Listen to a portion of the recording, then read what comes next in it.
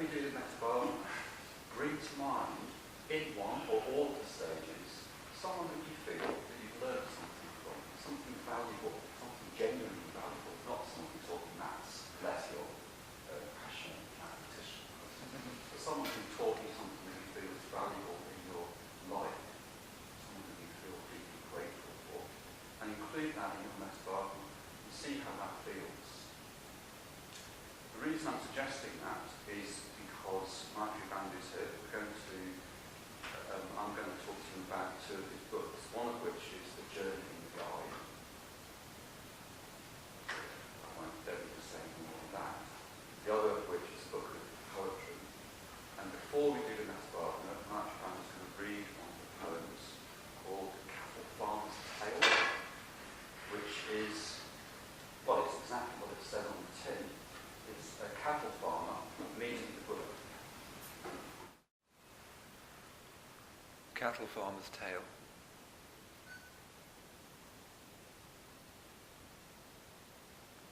He was standing in the middle of the yard, waiting for me to speak, and it was this that put me on my guard, his not pretending to be meek or grateful to set me at my ease, and, funny thing, it stopped me in my tracks, so for a moment I stumbled on my words. You'll be wanting somewhere to lay your head now they say the rains are sure to come.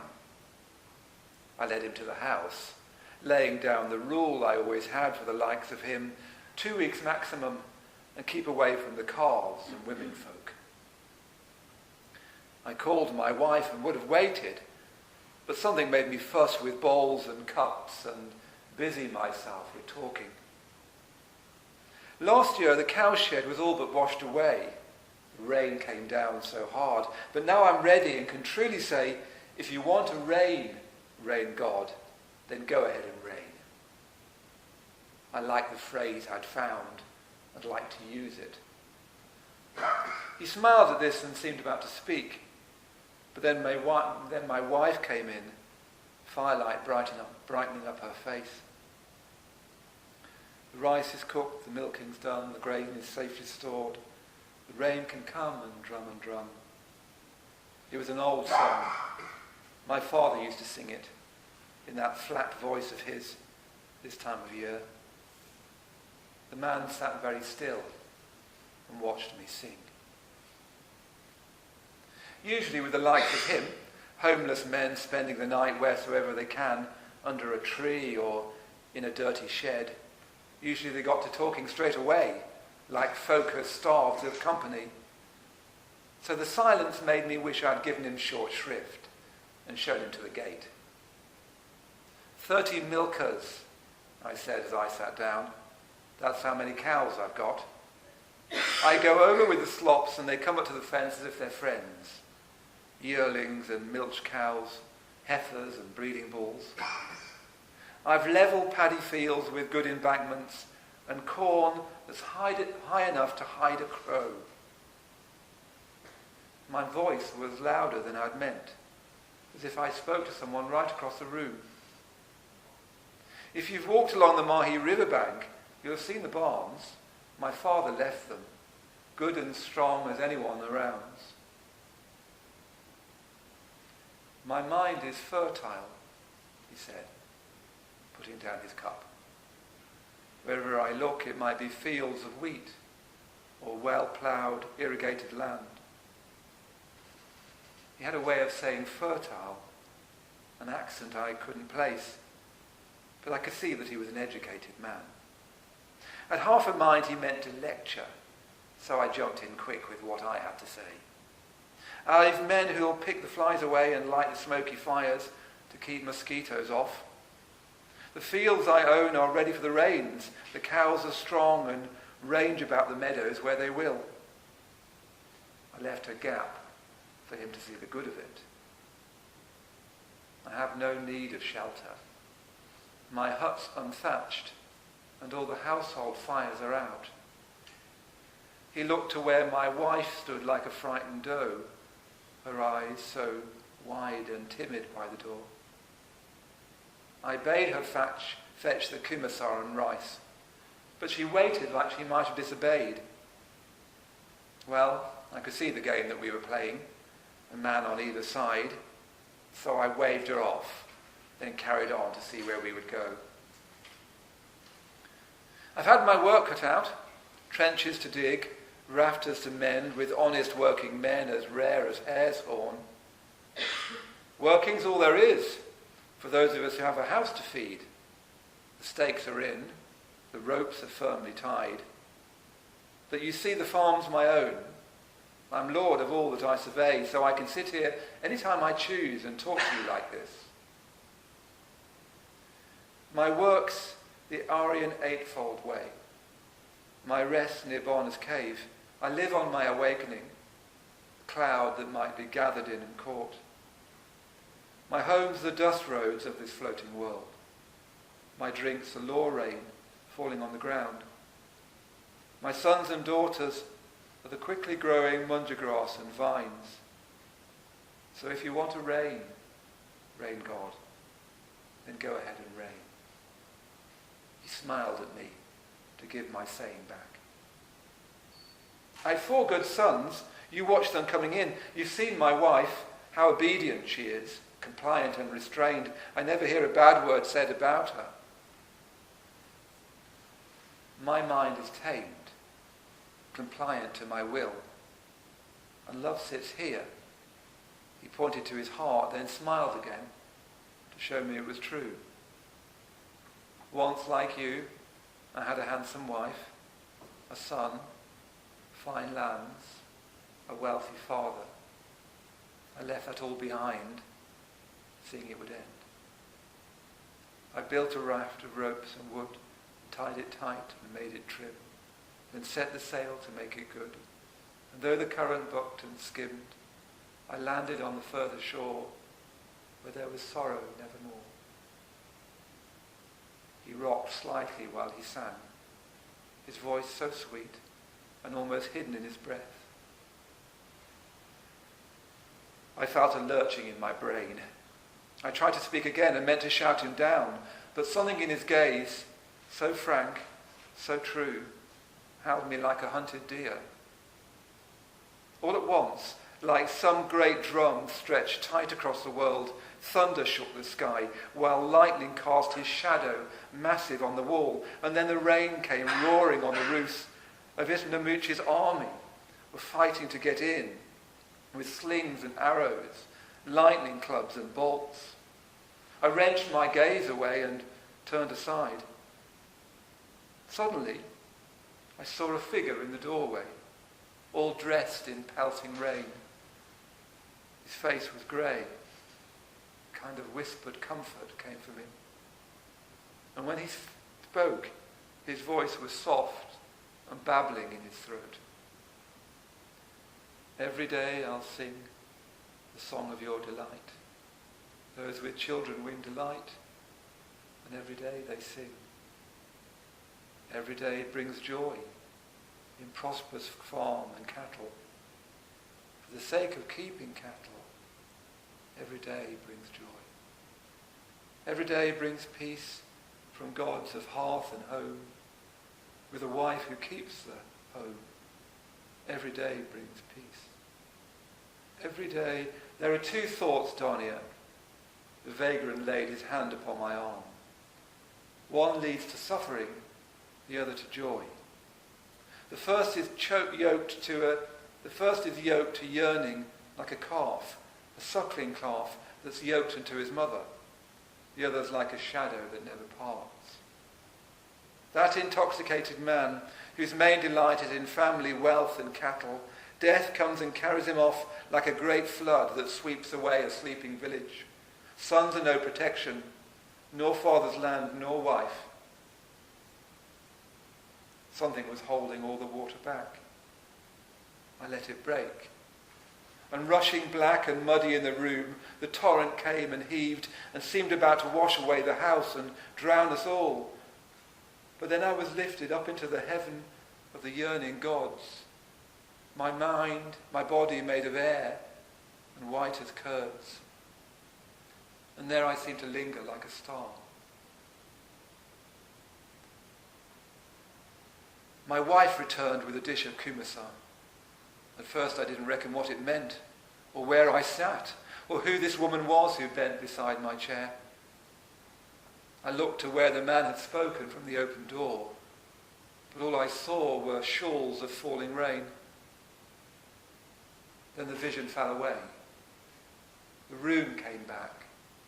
I could recognize my things, and I was home again, inside my daily life. I heard a voice that cried, it was my voice in my mouth, "What do you call this woman? Who asks for Kumasar? Bring him the best, for he is worthy of the choicest gifts. This two-fingeredness is unbecoming." I saw a tear starting in her eye. She looked afraid to hear me speak like that. So I was sorry and went to go and help. He stayed a month until the rains had stopped. And while he stayed, he'd come and teach us both, sitting quietly in this room, quietly talking. Every night, my wife would cook her finest, sukara masa and jub food, milk rice, gavapana mixed with honey and palm sugar, gulab jamun. Her eyes had tears of joy. But finally he left. We watched him go, half hoping he'd turn back. We waited while his figure disappeared. Sometimes I think that afternoon it was us who disappeared. For days I couldn't settle to my work. The farm was scant and empty, while the room seemed water-lit, like the inside of a bridge. I'd sit and stare, and try and catch his shadow grow tall again and dance across the wall. But even now, I struggle to describe him. Was he tall or short? I can hear his voice sometimes. And now and then I see his face, which seems the face of everyone I know.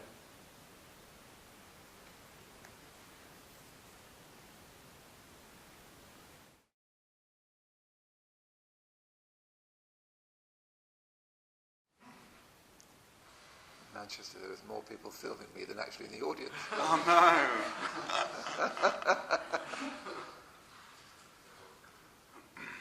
So, welcome to Maitreyabandhu. Very pleased to have you here doing this. We're going to talk about two books. I suppose I can say your two most recently published books. The first one we're going to talk about is this, The Journey and the Guide. Could you say a little bit about, I'm interested in the title, but also just who the book's for and why did you write it? Well, the book's for everyone. I always want to write for everyone. The Buddha, not that I want to get any comparison, but anyway, the Buddha taught the Dharma to anyone he met. He didn't sort of think, oh, I wonder whether you're ready for this yet. He just taught to them in their own language, whoever they met. You know, like the reason why I'm wearing a suit, which I don't normally wear, I can tell you, is that I've just been teaching in the corporate environment this lunchtime. And, you know, I'm trying to teach Buddhist values. I don't use the word Buddhist or values necessarily, but I'm trying to teach that. And I'm trying to use their language. The Buddha, when he taught the parable of crossing the stream, was talking to somebody standing in a stream. So I always wanted to write for anyone and everyone. Why I wrote it was really that Subhuti was giving a seminar on the 5 stages, and in my usual fashion I thought we need a book on that, and I thought I could write one, and I thought it would only take me 6 months, and as usual it took me 2.5 years. It seems to be whatever I think is going to take me 6 months takes me 2.5 years. So really it was just he was talking about the 5 stages. I felt strongly that we don't take our own tradition seriously enough. We don't sometimes even realise that we have a particular tradition, a particular vision of what the Dharma is, a particular path of practice. I wanted to teach that vision and path right from the beginning. That was my intention. Also, I wanted to make the papers that Subhuti and Bhante had been working on together since 2006 or 9. I wanted to make them more immediately accessible. I think they're very, very important. And they are very important, not to do with how I think they are. But a lot of people find them uncongenial to read, quite dense. So I've tried to make them more accessible. So those papers have influenced this book? They're not so much influences. I've just sort of coloured in those papers. I mean, the papers are central to the book, really, I think. I mean, since I was ordained 25 years ago, I've been sitting at the feet of Subhuti and taking notes. And a lot of what I've written in the book comes from that sitting and taking notes from Subhuti, which is very much a Buddhist tradition, that you sit at the feet of your teacher, listen to what they say, take it on in all good faith and try and pass it on. You know, in the passing it on, it's changed into me. Somebody in one of my interviews recently was saying, "Oh, I like this bit." I said, "Oh, that's Subhuti." And, "Oh, I like this bit." I said, "Well, that's Bhante, really." You know, but sometimes I don't even remember where I get things from, and then only later discover it. I'd read it in a seminar or something. So as it comes through me, it's coloured by me. But yes, that's where it comes from. I think the papers are very central to it, actually. Presumably it's also coloured by your experience of teaching classes. Oh yes, yeah. So I've been teaching at the London Buddhist Centre for 25 years. I don't know whether this is true, but I think probably most weeks, at least once a week, for 25 years. And nearly every week I've taught newcomers. I enjoy teaching what we so-called newcomers, who are grown-up human beings. They're only newcomers to you, they're not newcomers to life. Anyway, I've been teaching so-called newcomers a lot all that time. I teach ritual study, but the book very strongly is influenced by my experience of trying to teach about spiritual death or whatever in a public context. I'm an extrovert thinker, I think. I need a room full of people to think in front of. So what I did with this, for instance, before I started seriously writing it, I did a series of seminars on it to try out my thinking, and see whether I had anything to think, and see what I need to do is I need to see what catches people, what people need me to say, not just what I fancy saying. I need to sort of watch people and see what catches for them.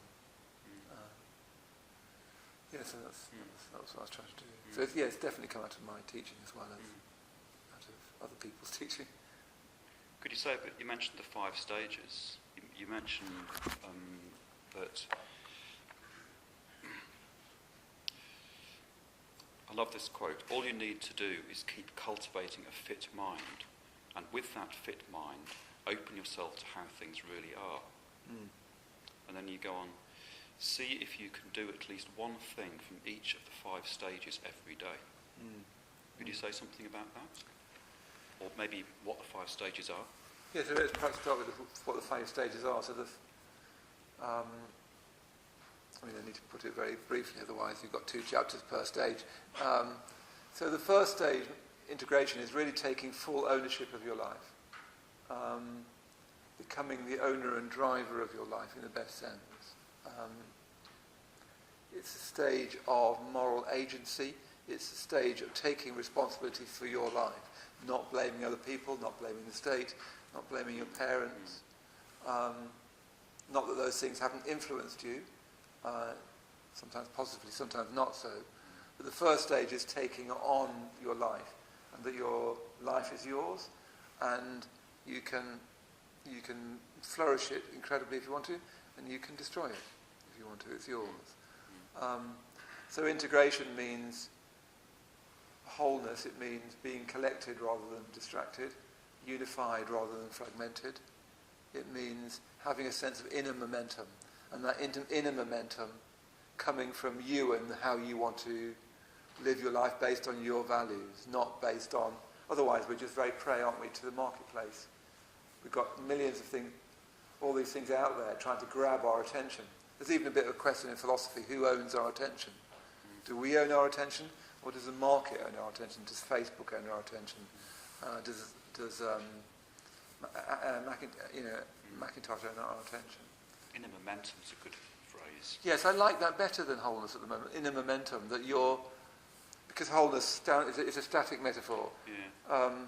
It's more like the current of your life is more and more unified, directional, yours, as it were. A kind of inner momentum, I think, is... And momentum implies energy and a building of energy. Yes, that's right. Energy carrying forward into the next. Well, that, I think, is the first result of integration, is more energy. I've got more energy now than I had when I was 25. That can't carry on. But it's quite noticeable for me that I do much more. I'm much more effective now than I was when I was 25. So often as you get older, you lose energy. So to the degree to which you're integrated, you release energy. So that's the first thing. On the second, on the basis of that, it's called positive emotion, which is the title of it I'm least keen on, but that's Bante's original title. I thought I'd stay to that. I've also called it emotional strength. The best term for it would be kusala karma, which means beneficial activity. So on the basis of taking ownership of your life, living from your own side, having this inner momentum, which is about what you think are the most important things about life, and running your life on that basis rather than just being prey to the marketplace, that you then try and make a contribution to your life. I think probably as when we die, which who knows when that will be, it's very touching to see this picture of Ruth just talking about it. It can be like that tonight, can't it? What I want to feel, I'm sure you all want to feel, is that you've made a contribution to life. Not just to your own life, but to everyone's life around you as much as possible. Just the other day I was finishing leading a retreat and cleaning the loos, as you do in Adhisthana. I thought it's interesting, when you finish cleaning the loo, you have this little sort of moment of feeling quite pleased with that. And partly it's because it's lovely to have a simple activity that you can start and actually finish, rather than having to email somebody about cleaning that loo. And then they have their out of email thing saying, I'm sorry, I'm not in the office. So you then ring them on the most of our work, we can't do anything, can we? To do this, you need to do that. To do that, you need to do that. It drives you mad. And that's one of the forces of disintegration in modern life. When you clean the loo, you have this little sense of pleasure, of achievement. And I thought that might be a metonym, to use a poetic term, a metaphor for what you want to do in life. You want to die having think you've improved the world. I mean, cleaning the loo is a tiny way of doing that, but you have improved the world, a little tiny, tiny bit. And the second stage is about having that as your ongoing, daily attitude that you give to the world around you. You contribute it, you help it flourish. And I think those first two stages are a healthy human, real human life, where you live from your own inner momentum and you give, you contribute, you flourish the world. But Buddhism wants to go further than that. It wants to say, that's fine, but you find that there's a sort of glass ceiling to that. However much you contribute, however much you give to life, something kind of getting in the way. Even doing that Maitreyabandhu just there, perhaps you start to feel metta, and it starts to spread more and more. But there's something kind of holding it to you, like a post in the ground. And really, you want the metta to just to go out in all directions without any centre.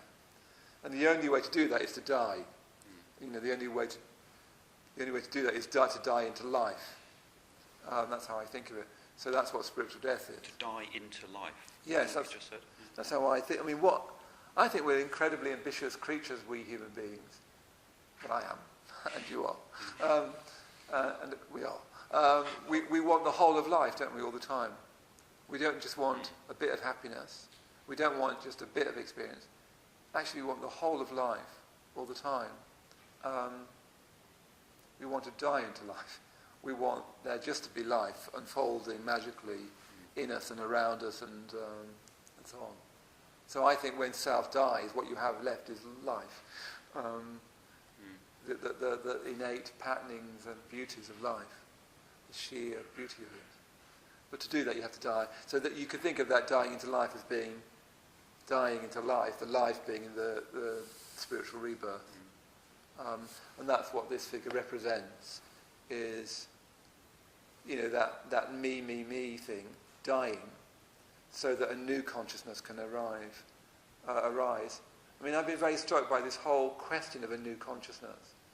I think I've been teaching a lot at the moment, which is how it's impossible to imagine a new consciousness. So recently with Alex, my niece, long story, but we won't go there, niece, daughter, I can't decide what she is, nor can she actually. I was saying to her, she was only about 4, and I said, I never expected to have little girls in my life. And she said, I'm not little. I was really struck by that. So I was thinking, for reasons that should be obvious, I never expected to have children in my life and didn't expect to be acting like a parent. There I was in this cafe with a 4-year-old, and feeling for all the world like a father, which I never imagined, and I've done nothing to deserve it. Absolutely nothing. So I had all that in mind. She had in mind, you're calling me little, which from her point of view is a major issue. I'm not, I was little when I was 3, fair enough, but I am nearly 4. No way am I little. And what strikes you about those kind of encounters with children is you can't explain to a child that you've got a different consciousness. You can't say to them, no, I know what you mean, but for me, it's I explain it all. And she said to me the other day, "You're gay." I said, "I know that, yeah." She's very pleased with it. So I could never explain to her that I've got a different kind of consciousness. And we're in exactly the same relationship to the Buddha. That there is a different kind of consciousness. He can't explain to us that from his point of view, what we do, just as it is with children, looks petty and is childish. Now, children, you can't say that children are stupid for not being adults, can you? Do you remember, I was telling this story the other night where my sister and I, when we were children, we shared a bedroom and we had to decide whose side of the room was whose. And it was an ongoing battle, a war of attrition, which I think my sister was much better at than me. Anyway, eventually we drew a pencil mark in the middle of the room, and that was my side of the room, that was her side. And then we go to bed, and then whose side of the room is a light switch? It was on her side, but she said that's not. So we had then an argument about who had to turn the light on. That feels very important to you as a child. And you couldn't say to a child, well, that's just stupid, because those are the concerns of a child. They're not an adult. And we're in exactly the same relationship to the Buddha.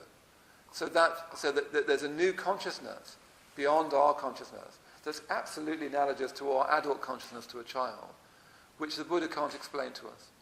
So you need to die to your childishness to experience this new consciousness.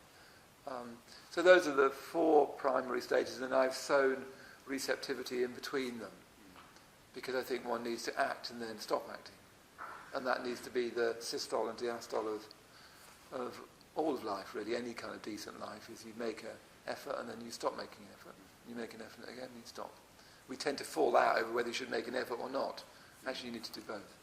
That's an ongoing pattern. So I've woven sort of receptivity through the activity. Yeah. You've talked about the 5 stages like states or qualities almost of awareness. The book's very much about them as a practice. Yes. And I've been very struck by how you treat the 5 stages very much seems like a social practice. Oh, yeah. In a sense, at least as strongly, if not more, than as a meditation practice. Yes. For example, in spiritual death, you talk about apologizing and forgiving. And in, I think, probably all of the stages, you talk about spiritual friendship. Yes, it's interesting that, because one of the things I noticed writing the book, it's much easier to write from here's what I need to do, me, or you, here's what you could do in meditation. That's actually very easy to write. What's much more difficult to write is this sense of me is predicated on you. That what I call me is a social phenomena, largely. We're group creatures, we're pack animals. So when I say me, it's only a metaphor. There's not actually a me separate from a you and a you and a you and a you. So any genuine Dharma life, any genuine human life, is always an interactive one. And I think it's so easy not to write that.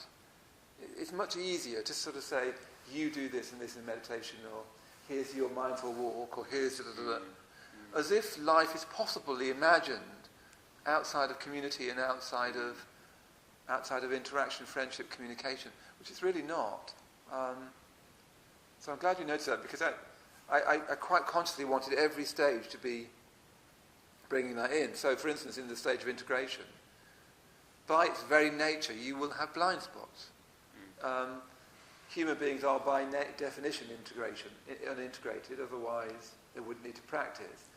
It not being integrated means you don't know yourself, or you don't really know yourself, or at least there are areas of yourself that you're blind to.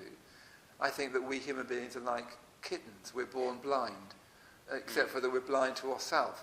It's quite interesting, isn't it? I don't know whether you've ever had this situation when you've got two friends who have an argument. I've had this a good few times, where you talk to one of them, and their story is wholly consistent, and guess who's in the goodie and guess who's the baddie. Then you talk to the other person they had an argument with, and their story is wholly consistent, and here's the goodie and here's the baddie. You know what I mean? So you can see that it's very easy to see that they've got a partial take, that they're seeing things in a skewed and egotistical way. Much more difficult to see it about yourself. So you have to be in community, I think, and in friendship.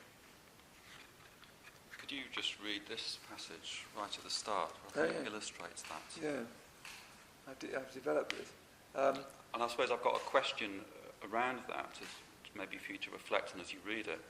How much is that, you wrote that, has that been your experience, either as a practitioner or as a teacher? Do you mean metaphorically or literally? Either. All right, I'll read it first and we'll see whether it's right. So, it's called The Drunkard. It's not a poem. It somehow seems like a poem, doesn't it? A drunkard is being led home from a pub by a sober friend. This is the first line in the book. The pub is some distance from the drunkard's house. The only way home is via a narrow, muddy path with a steep ravine on either side. The sober man says, "Go left." But when the drunken man veers too far towards the edge, the guide says, "No, go right." The drunken gets annoyed. "You just told me to go left, now you're saying go right. Make up your mind." The drunkard can't see the danger he's in. He's singing bawdy pub songs and talks to himself. As they make their precarious way, the drunkard gets more and more irritated by the guide's seemingly contradictory advice. Maybe this is your bawdy pub songs. Yeah, pub songs, yeah. Well, I used to live in Coventry, just down the road from here, and I used to, I was a nurse then, and I did nurses drink a lot. I used to do it in those days. So unless you drank a lot and fouled out in the street, you weren't having a good time, or got in the fountain. But it was great fun. That was our idea of fun when I was 22 or something like that. I haven't done any of that for an awful long time. But yes, I think I don't even quite know where I got this story from, but it's such a good description of the Dharma life. I don't think I have felt annoyed particularly. And I have felt guided, particularly by Bhante. Right from the very beginning, I listened to one of his lectures on a tape, and I just thought, this man knows the way home, to use that metaphor. This man knows where I really live. I didn't know until he told me. But I think I'd like to correct it now as a metaphor. I think it's more like there's a whole bunch of us going down a narrow, muddy path, and that some of us are more or less drunk, and that your friends are trying to help you stay on the path. There's someone behind you, Bhante, who does know the way home, and then right at the end there's a voice calling you, of the Buddha, who knows where you are. And in the picture, the the ravine goes down to death, and one goes down to nihilism on one side, eternalism on the other. I think it's more like there's just a trough either side, and you fall in, and your friends pull you out again. The main thing is to keep on going forward, even though you keep on falling in one side of the trough or the other. A bit like it's a knockout. That's probably more accurate. Otherwise it looks too worrying when you fall off, because you always fall off. The main thing is to get yourself back on, or have friends around you to hold you back on. There was another metaphor that I liked. Could you read this bit? What's going on? Oh yeah. We need to be like a caterpillar moving from one lettuce leaf to another. Most of our suckers will be attached to this day-to-day world of getting and spending, but some will be climbing onto the new world of spiritual life. We just need to keep transferring our weight gradually from one leaf to another. This is why cultivating joy and delight is so important. Making friends, being part of an emotionally vivid community, meditating, being able to have a laugh are all vital if we want to get onto the next leaf. To me, the really powerful bit in there is, what is it that encourages us to get onto the next leaf? Because the drunkard image just makes me want to shout at the sober friend and stay in the pub. Right, yeah. What is it? I don't know. I mean, when I first came along to the London Buddhist Centre when I was 25, I was taught the mindfulness of breathing, and I knew immediately I was a Buddhist and always had been, and always would be. I didn't know anything about it. I just thought, oh, that's what I am, I'm a Buddhist. I mean, that was just being taught mindfulness of breathing. There was no overtly Buddhist content, but that was my experience. I assumed it would be everyone. I sometimes think even that you can only teach Buddhism to Buddhists. You know, whether they might not know it, they might never have thought about it, they might never have imagined of them being a Buddhist, but there has to be something in you already of the next leaf, to use that metaphor. There has to be some kind of sense that there's more to life, and you have to have that. All I can do, all Saraha can do, all the Buddha can do, is draw that out of you and help you, sucker by sucker, move onto the next leaf. But you need to have a feeling for it. Otherwise, you could talk all your life and it won't make any difference. I think it's quite odd. You almost makes you wonder even about rebirth. That if someone doesn't get it, you can't tell them. If someone doesn't have a feel for what you're saying, you can explain it, but they won't get anywhere. Where sometimes all I was told was, okay, you just watch your breath, and from that I seem to intuit the whole of Buddhism, and I've never corrected that intuition. I was right about what Buddhism was, even though I couldn't have said what it was. But my hunch about what it was, it must have been also the room and the Buddha figure. And I remember going into the room and seeing a Buddha figure not unlike this, thinking, oh, how ridiculous, I've got one of those, both elated and sort of amused by it. Somehow it has to be there. And people often say they feel like they come home when they come to a Buddhist centre, or they rediscover something. That's, I think, possibly quite essential, and it might be something in us that's transcendent, that we're coming home to. Very often, though, you lose it. It's only too easy to lose it, especially after you've got ordained. Just to provoke you a moment. Any idea why that might be? Well, there's something wonderful about ordination. There's something dangerous about it. Can make you feel like you've got somewhere. Even if you're not careful, can make you feel like you've now finished. Whereas ordination really is the start, the genuine start of Dharma life.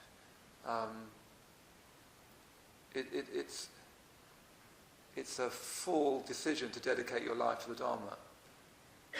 It's only really at ordination all that comes together. But there's something about the metaphor of it that can make you think that I've done it now, and I can even start to ease off. I think it's part of the metaphor, will I, because the problem with ordination, will they ordain me? Do they think I'm ready? It gets all very much into that, so you focus on ordination. Really, the whole point is not the ordination. Columns are just about to go off and get ordained, after not very long. Which is great. Yeah. But the main thing is not the ordination, but the Dharmacharya, being an ordinary member. That's the challenging thing. Ordination's fairly easy, but staying ordained and deepening or being ordained is very difficult. But it's very easy. I mean, I notice it myself.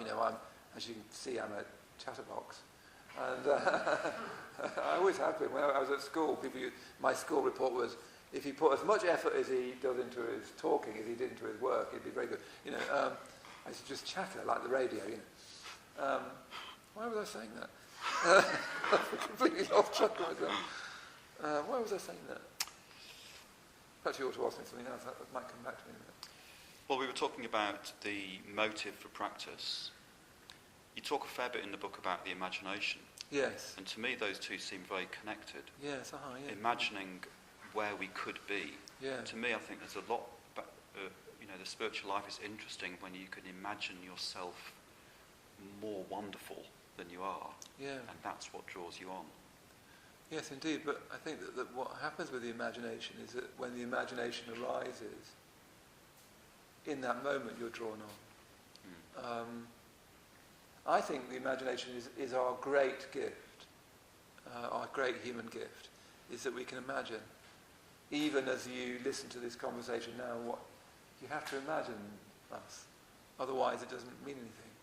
Even when you see someone putting on their coat to go out into the cold, you can't just by observing it work out what they're doing. You have to understand what it's like to be cold and imagine not being warm and all that sort of thing. But our imagination is the faculty we have that when it arises in us, when we discover it, takes us beyond ourselves. And that can be just momentarily, a momentary sort of perception of something beyond yourself, or it can be not catastrophic, but cataclysmic, where imagination steps in a way that can be very disruptive. But the primary faculty is imagination. And just like, I think that the word faculty is helpful because just like we have an eyesight as a faculty, and you may or may not use it very well, we have imagination as a faculty, and you may or may not use it very well. But I think it is our great gift. And I think the Dharma is primarily an uncovering of that imagination.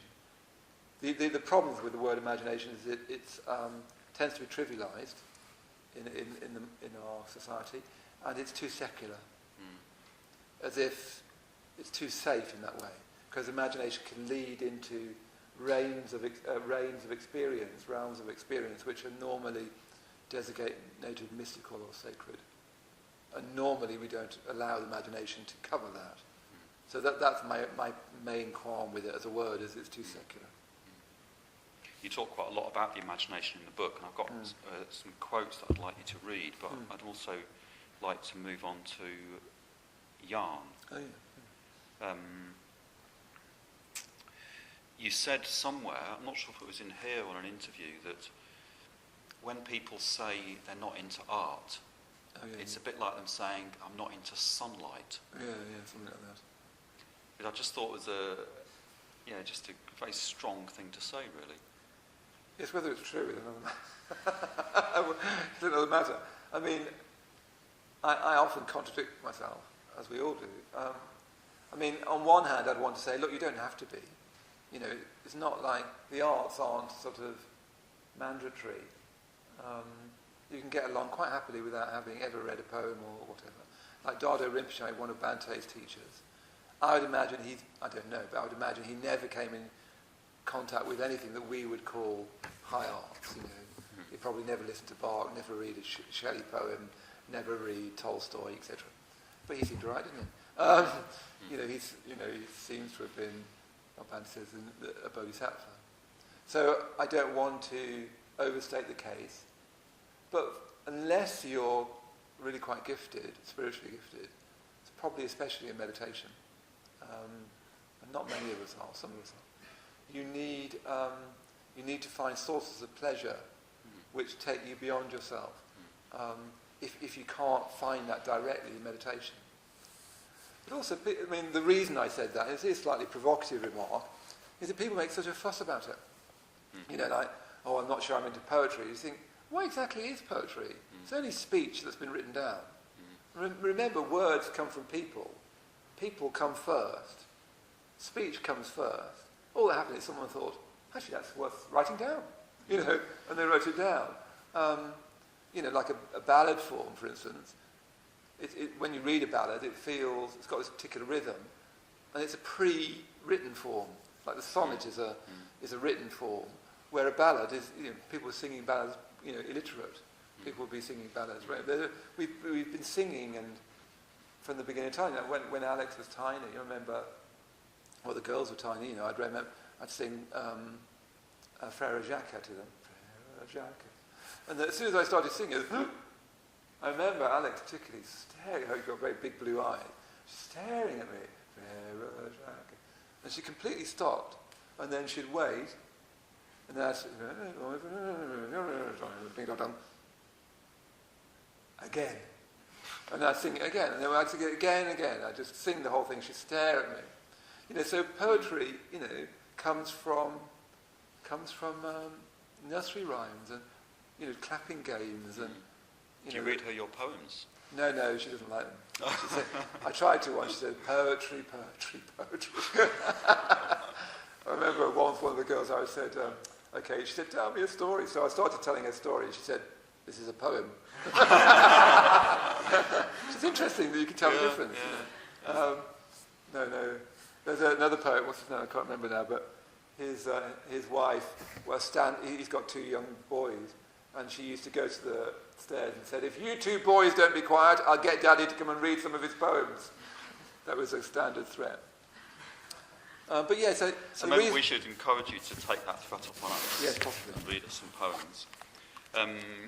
I was quite struck, your previous collection, The Crumb Road, there's 3 very clear sections in here. Yes. And in the more recent book, Yarn, there's 4 sections, but they don't seem quite so clear what they are. Not quite so clear. They have got a rationale. Yeah, I guess. Do you want me to tell you what it is? Go on. The first section is what I imagine is an overtly Buddhist section, although it's not quite right because the last section have also got overtly Buddhist poems. But that's the idea, they constellate around the 2 long narrative Buddhist poems. But there's also a poem to Padmasambhava, to Rayakan, to Asanga. The last section is primarily love poems. I mean, you'd be hard pushed to notice because there's not much love. There's precious little anything else. Anyway, but that's my idea. It constellate around love poems. I think it's all right to write love poems. And then you've got a sequence of poems about my old friend Mohananda, his death, and his life. And then a sequence of poems about my childhood in Warwickshire, just down the road. In fact, tomorrow I'm going to be reading those poems, which are about my family in Henley in Arden, and I'll be reading them in Henley in Arden with my family there. So I think the last count we've got 17 coming. Wow. I've got a very large family. Wow. So that's the rationale I used anyway. My sense is in this book the descriptions of your childhood seemed very clean, very straightforward. In this book they seem a bit more edgy. Yeah, you're looking back on your childhood with more complexity somehow. Yes, I think that's true. I had a very unhappy childhood. I don't know why, I was always terribly unhappy. My brothers were rather cruel to me. Brothers often are. I've got 3 older brothers, I've got a younger sister. We were very poor. But irrespective of that, I seem to have started off unhappy. Nobody knew what to do with me. My brothers were all strapping lads, and my sister's very happy and positive. And in the family photographs, I'm always crying. I was always unhappy. I don't know why, I was always troubled. And there's more of that trouble in these poems. Although I don't feel any blame towards my brothers. I feel lots of love for my brothers and my sister. We were only playing the parts that we were sort of, I won't say destined, but I was always a sensitive one. And my mother used to say, "What's the matter now?" And now, with small children in my life, I know that feeling. And I didn't know it. I was always something the matter. Do you want to read one from that? Which one would you like? You choose. I like Your Most Unlikely Son. Oh yes, I like that one as well. Which is a bit later in the book. Also, The Stain. Is The Stain inappropriate? I've read The Stain. Let's try Page that one 34. Yeah. Try that one first because it's shorter and then Yes. maybe Your Most Unlikely. So this is called The Stain. In that other now of past in present, a flagstone path runs beside the playing field, dotted as before with buttercups and daisies. The path leads to a classroom where an angel with doily wings and white pipe cleaner arms smiles and holds a shepherd's crook. But then the path gives way. A shoal of sugar paper fish turn together while a grass stain blooms across your shirt. Very strange short poem. In that other now of past and present. So what I mean by that is in meditation sometimes you get that other now, which is not remembering the past, but the past in present. Past comes back. I keep on seeing this flagstone path that runs beside the playing field, dotted as before with buttercups and daisies. There's certain moments in meditation where that particular path keeps appearing to me, and I never know why. And the path does lead to a classroom where an angel with doily wings and white pipe cleaner arms smiles and holds a shepherd's crook. I remember making that angel. But then the path gives way. I can't, in my memory of it, I still don't know why it touches me. And I remember these sugar paper fish turn together while a grass stain blooms across your shirt. I mean something by that, but I don't completely know. I even thought it was like going beyond my childhood, beyond it, backwards, as it were, into who knows what, in the previous life perhaps. But the path gives way, doesn't it? The path going back gives way. And but something happened. Gives way in that we can't remember anything back. Sort of, but a bit more than that, I think. You feel that there is a pattern to your life and that it was there from the beginning, and you can follow the path, that pattern to a point, and you can feel the pattern, but you can't see where it starts. Or that pattern goes off into the dark, and to understand the pattern you need to go into the dark with it, and you can't. So the path gives way somehow, and you're left in this unsureness, I suppose, this sort of void. It's one of those very short things that actually I didn't even correct very much, which is unusual for me. You mean you just wrote it, Yeah, didn't pretty much. rework it that much? Not very much. I think very slightly, but not very much. Occasionally you get a poem for free. That seems less and less occasional, more and more occasional to me now, but occasionally you do. Could you read These Days? Right at the start, page 12. Yeah. There's something in this that I want to hear you read it, because for me this is the first poem in this collection, and there's something in it that I find the rhyme has got an uncomfortableness to it. Oh, good. Some of the rhymes they're not tidy, and I want to hear how you read it. It's an interesting poem because it looks like that. It's one sentence. It's a stanza. I mean, the trouble is, nowadays everyone thinks that everything's free verse. It's what's called a stanza pattern. So every verse has a rhyme scheme, a set rhyme, actually quite a difficult one with three or four rhymes on one word, which is difficult in English. And then every verse has to follow the same stanza pattern.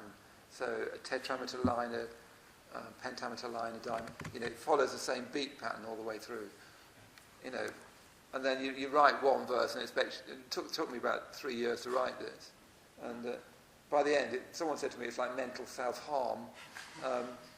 You drive yourself absolutely crazy trying to get the rhyme right and get the stanza pattern right and actually say something that's worth writing and it needs to be in the stanza pattern. So it's called These Days. These days. The sun, at sunflower height, makes the usual lanterns in the gorse. Pine twigs bright as Golgi's pictures of the brain, where nerves show up in silver nitrate. And although the breeze is just enough to nod the Queen Anne's lace, nothing pleases. Our human calculus precedes the given world. Whatever seeds we plant will grow in time, the error bred in the bone, the daily rancour of the mind. Our clever ways to be unkind will spoil the morning, disinclined as we so often are to watch this equal sunlight sculpt the day, a repertoire of olive green and cinnabar, from risen moon to evening star. Yeah, so you can see hear the rhyme running through it. Star, cinnabar, repertoire, are, disinclined, unkind, mind, time. So 4 rhymes on each word, and then a non-rhyming line. But it all started with that first line, the sun at sunflower height makes the usual lanterns in the gorse. Can you hear the rhythm? The sun at sunflower height makes the usual lanterns in the gorse. Pine twigs bright as Golgi's pictures of the brain, where nerves show up in silver nitrate. It's got this, the stanza pattern form has got this lovely kind of lilt to it, like a dance. The sun at sunflower height makes the usual lanterns in the gorse. Pine twigs bright as Golgi's pictures of the brain, where nerves show up in silver nitrate. And although the breeze is just enough to nod the Queen Anne's lace, nothing pleases. Our human calculus precedes the given world. Whatever seeds we plant will grow in time, the error bred in the bone, the daily rancour of the mind, our clever ways to be unkind will spoil the morning, disinclined as we so often are to watch this equal sunlight sculpt the day, a repertoire of olive green and cinnabar, from risen moon to evening star. It needs to be read at that sort of pace. It's one long, looping sentence. And these days, it's a meditation on these days. Yeah, it was very different the way you read it the second time. Yeah, I think that's probably how it should be read, as one long sentence, that you feel the movement of the stanza. I wouldn't recommend writing like that. Takes forever. Could you read the next one, Sunday?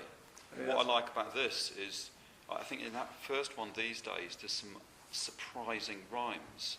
In this one, there's some surprising images, particularly the wood pigeons and what happens with the squirrel. They seem surprising. They seem out of place. Yeah. They bring a quality that's somehow needed. It's called Sunday. Someone has kicked the ladders away, and nothing reassures. The figure of light, the lover, the sailor with his telescope. Nothing resolves this absence without cause, this blank. A crow commanding something from a branch, a scatter of wood pigeons. Then later, when the sky comes back, with an evening mildness, a squirrel's smoke tail following the arc of its leap. It's actually slightly imagistic. Very sort of strange poem. But that is how I felt. Someone has kicked the ladders away, and nothing reassures. The figure of light, by which I mean the figure in my sardana, the figure of light. The lover, the sailor with his telescope. I don't know who he is, but he seems to need to be there. And then nothing resolves this absence without cause, this blank. I mean, don't you feel that? The sailor with his telescope, I thought, was maybe something to do with the journey and the guide. Might be, yeah. It's obviously a journeyer, looking into the horizon. But you have those times, don't you, where nothing works anymore. This blank. And then this crow, there was a crow commanding something from a branch. These ordinary things, a scatter of wood pigeons. And like that, then later, when the sky comes back with an evening mildness, a squirrel's smoke tail following the arc of its leap. That, somehow that did mean something, the squirrel's smoke tail. It's almost like awareness has come back.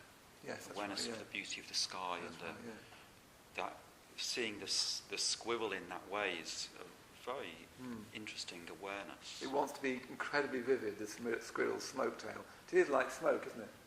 Colin, do you want to sit down for a bit? Yeah, I mean that in the nicest possible way, but It's okay. the idea was that I wanted that crystal clear. So it's trying to, it's not a blank anymore. But I don't want to say, but by the evening I felt a bit better. Yeah. Which is basically what I am saying. That's what it conjures up, isn't it? Yes, you want to show it. I mean, poetry is a show, not tell form. You can't say, but by the evening I felt a bit better. Because you think, okay, well, that didn't work. Well, this seems to be saying by the evening the world is magic again. Yes, that's right. With an evening mildness is very important for some reason. Yeah, a mild magic. Yes, that's It's right. sort of not showy. Yes, that's right, yeah. And when the sky came back, so obviously that's also highly metaphoric. I mean, it literally was overcast and then clear, but obviously that's the metaphor. But it's quite quiet when the sky came back with an evening mildness. So do you see what that's what poetry is trying to do? It's trying to say one thing in terms of another. Robert Frost called it the art of ulteriority, saying two things at the same time. So that is about the clouds, and it is about me.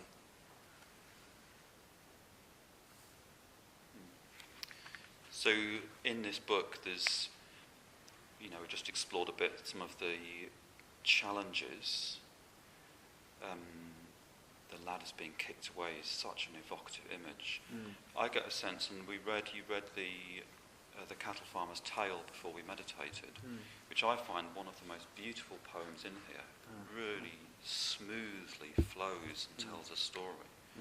I think that's one that particularly is worth reading many times. I've read that a few times, and it sends shivers down my spine. Could you read a bit of that again? I wonder whether it might be better to read a bit of The Travellers. Yeah. As we've had one. Yeah. So The Travellers from Orissa. Which is much sadder. I mean, The Travellers from Orissa took me 6 years to write. I thought I'd never finish it. I'll perhaps read... What about the bit where we have the bit from the Maitreyabandhu? Is that in there? Oh, yeah. Is that in the other one? No, that's in that one, yeah. So I'll read this. So what The Traveller from Orissa is, again, it's another dramatic monologue. And what I discovered writing it is that there was a problem with the person narrating. I didn't realise it when I started writing it, but it's what's called an unreliable narrator, which is a sort of, basically the traditional thing is the narrator knows the minds of all the characters and is telling you the truth. More recently, you have this thing of the unreliable narrator, where actually they're telling you their perception. And I didn't realise he was an unreliable narrator. So I tried to discover why he was unreliable. And this is actually the last part that I wrote in the poem, pretty much. But what happens in the poem, he's told this story about meeting the Buddha when he was young. You think he's told you everything, as a narrator, he's told you the truth. And then you get this part here. So this is him retelling the story. You think you've been told this story, but there was nothing else. Everything was true about the place, I said, the forest grove, the food I went and fetched. But after we had eaten, and after Tapusa had gone through all his questions once again and hardly listened and had no more to say, the master said, I remember every word, I kept them with me all this time, he said, listen, my friends. There is a thorn buried in the heart of man. And for this thorn they suffer here and now and in the future. I have found that thorn and plucked it out, and for me the mass of suffering is no more. Tapusa jumped in, saying, yes, but. I could have struck him and quickly said his name. But the Lord, for so he seemed to me just then, looked at him with such a heart of love, I couldn't speak. And then a wonder came and troubled me and worked within my soul as if I'd rise and shout and stamp my feet. But then I saw Karangi's face, the boys, the village fields I've always known. How could I leave and walk the triple world with him? My heart was like a netted fish thrown up upon a dusty bank and thrashing wildly. But the master, the happily attained, guide unsurpassed of men to be tamed, the blessed one, richly endowed, he seemed to search inside my heart and urge it forward. I didn't follow the Blessed One that day. I left with Tabusa, as I said, and walked back into my life and tried to take it up, the way I've always lived. Only Karangi knew that something deep inside had changed. And soon I found how little I could say. And soon I gave up trying, even with her. Tapusa hadn't understood. He'd turned the whole thing upside down and made it all about himself and how he stood and what he had to say. I'd kept a stubborn silence. And though I've loved my children one and all, Magia best perhaps, and though my life's been blessed, I won't complain. I knew as I climbed inside the cart, the sky is still bright above my head and half the journey done. I knew that day that I had betrayed my life. So what I discovered was that was the truth of the story. And I didn't realise he hadn't told it. So he had to tell it all again. I knew that day that I had betrayed my life. So there's something there about someone seeing the spiritual path and not because of circumstances, inner or outer, not following it. There's a number of poems in here about, I'm pretty sure they're about your time on retreat at Gukiloka. Yes, a lot of them were written at Gukiloka, yeah. So could you read Four Men, page 28, which I think it's a more real poem about some men who have chosen to follow the spiritual life. Yeah, that's right. It's actually a commemorative poem. I just privately ordained 3 very good friends. I was the 4th man. We were wearing robes. We were living in a small house together in Spain, just the 4 of us for 2 weeks. 4 men. They could be painted on a commemorative plate, sitting at a table in a variety of poses, taking bread, holding a cup, and so forth. The plate might be telling stories of brotherhood or temperance. 4 men pictured in double scale, the veranda and dark rooms leading off it, fitting around them as if they had become giants. The wood pile by the path, sawn pine logs stacked at right angles, tier on tier, suggests New Hampshire or Vermont, but they are in Spain, and the ground is thick with needles. The folds and creases of their robes evoke the schöne Stil of international Gothic, whose figures move more easily in space, with animals, scrupulously depicted plants, and the first real sky we know. So schöne Stil, international Gothic. Schöne Stil means, who speaks German? It means beautiful something, isn't it? Schöne Stil, beautiful light. So international Gothic is what happened just before the Renaissance, where they're very stately, and they wear these beautiful robes. And they're just the beginning of space, and the first real sky we know. Until then it was just gold. But in someone like Simone Martini, who paints in an international Gothic style, used to get the first starlit sky, first real sky we know. And of course we're wearing blue robes. Their robes, and the folds and creases of their robes evoke the schöne Stil of international Gothic, whose figures move more easily in space. It's the first time that figures started to have space around them, with animals and scrupulously depicted plants, and the first real sky we know. So suddenly, and this beautiful form, international Gothic, is very, very courteous, very stately form, and somehow that's a tribute to them. The first real sky we know made me think of my experience out of that retreat centre where the sky is more real Yes, than that's true, it is in the Midlands. Yeah. We get this incredible blue it's up in the mountains of Spain. So the blue of the sky is like this incredible full blue, not an English watercolour blue, but a sort of full, terrific blue. So yeah, presumably had that in mind in the robes and first real sky we know. Yeah, I never thought of that, but I'm sure that's true. There's loads more that I'd like you to read, but I'm not going to because we've gone over time already. If you want to read more, I'd recommend you buy this book. It is very good. I'd just like to ask one or two questions about the process of writing. Oh yeah. I heard you mention once that writing a poem was like you having a piece of string and pulling it through your fingers until you find a knot, and then you untie the knot to go back to the beginning, and pull it through your fingers until you find another knot, and you untie the knot, and you go back to the beginning. Yeah. Is that an accurate description? Yeah, pretty much so. I mean, it's like an obsessive-compulsive activity. I mean, I think the poet Don Patterson said, poetry is not a calling, it's a diagnosis. The moment of writing is where you discover what working on a poem means. My first poems when I was in my 20s were, I feel unhappy, a blackbird is singing. Or sometimes a blackbird is singing and I'm feeling unhappy. I used to think, well, once you've said how you feel and you've added a blackbird or sundry bits of local colour, what else is there to say?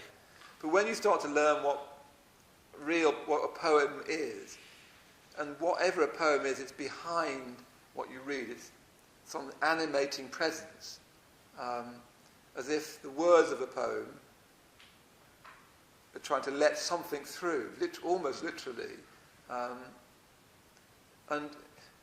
When you start to work on it, it really is like passing strings through your fingers. You're thinking, is that all right? Like that these days. The sun at Sunflower High makes the usual lanterns in the Gorns, pine tree. And you think, is that... and you have to keep... And you go over and over again. Like it's... That poem, as I say, it's only 4 verses, I think. It took me about 4 or 5 years to write. Got the first verse. Actually, no, the first verse was very difficult. I kept changing it. You keep on changing and changing it until you pass the rope through your hands and nothing stops it. You want a pure drop of the rope, Is that a realistic goal? No. Do you ever finish a poem? One famous poet said that poems are never finished, merely abandoned. So how do you get to the point of pressing send to the publisher? Well, you easily get there too far. I mean, most people writing poems, they get there far too far. I mean, the long poem Rangiatarian, the Crumb Road, took 94 drafts. 94 drafts. The long poems in here, I decided not to even try and think about how many drafts, but you could easily think 80 drafts. It's too easy to think. Oh, well, you quite quickly write a nice enough thing. But the more you read great poetry, like I've been rereading Frost, you just think, how does he do it? Sounds so straightforward, very natural speaking voice, nothing flashy. It's all. I mean, a lot of this is in pentameter, so all those long, like the Cattle Farmer's Tale, that's in blank verse. Fully blank verse, quite tight blank verse. So you get this rhythm going. But no, it's a mad thing to do. Actually, it's worth remembering that poetry is impossible. You're trying to use words to get beyond words. That's the great wager of poetry. Unlike prose, it's trying to quite consciously use everything you can to get the words to vibrate into the stillness around them. I mean, sometimes when I do a poetry workshop, I hold up a poem and say, what's the first thing that strikes you? People never get it. The first thing that strikes you is lots of white paper. And what that means is silence. It's a metaphor for silence, isn't it? So that poetry is always speaking into silence and making that silence ring from having spoken. So poetry starts from, nursery rhymes, as I said before, but also prayer. Seamus Heaney said that poetry is the art form that can never be secularised. At a funeral, you always read a poem. You don't read a bit of a novel or a part of a play. It's always a poem. You can never quite secularise a poem because it wants to speak in silence and it wants to make the silence speak. It wants to use words to get beyond words. I mean, when you think like that, that gets you closer to the Buddha as well, who's always using words to get beyond words. He'd always know that he's using words, and he's trying to use them in such a sense that you get what he's saying. So poetry is an impossible form. It uses the language of everyday speech, tries to collect it in such a way that it starts to mean more than that. Robert Frost, one of my great heroes, he says, why not have it mean everything? So you can't have it mean everything. You have to say something, but you're trying to get something to mean everything. That squirrel's smoke tail following the arc of its leap. It's my attempt to say something and mean everything. Someone has kicked the ladders away. The first real sky we know. They're all attempts to say something, because there's only things, concrete things, and yet there's not. There's something else. There's more. There's everything. They're all attempts to say something and mean everything. Yeah. I could sit here for hours and talk, but it's well over time, so I think we should stop. Thank you very much. Thank you.